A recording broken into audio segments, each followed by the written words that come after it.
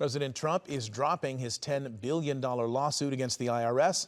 In return, the Justice Department is creating a controversial new Anti-Weaponization Fund of nearly $1.8 billion in taxpayer money. That fund is for Trump's allies and those claiming they were wrongly targeted under the Biden administration.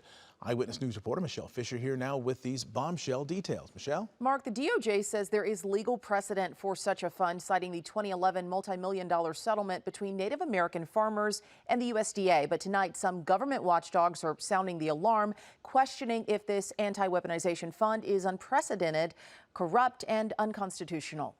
This should end up becoming one of the biggest scandals in the history of American democracy if this actually goes forward the way it's proposed. The DOJ's so-called anti-weaponization fund is raising ethical concerns tonight, as almost $1.8 billion in taxpayer money is set to compensate alleged targets of the Biden administration. Just to put this in plain English terms, Donald Trump is creating a fund of over $1 billion that he will have oversight and control over to give out to his allies without going through Congress. The controversial agreement, part of a legal settlement resulting from President Trump's lawsuit against the IRS for the leak of his 2019 tax returns. The president dropping that $10 billion suit for a formal apology and the creation of the settlement fund, which he defended Monday. This is reimbursing people that were horribly treated. It's anti-weaponization. They've been weaponized.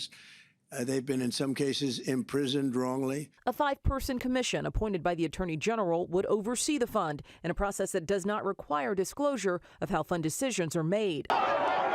Among those who could apply for payouts, the nearly 1,600 rioters charged in connection with the January 6th Capitol insurrection. Trump pardoned violent insurrectionists who assaulted your Capitol to overturn your votes. And now he wants to give them your hard-earned tax dollars as a reward. Can you believe that? Nearly 100 House Democrats have signed a legal brief urging a judge to block the fund as its constitutionality is being questioned. Is setting up a $1.7 billion political slush fund for the Proud Boys and the Oath Keepers and his other political lieutenants and hangers-on.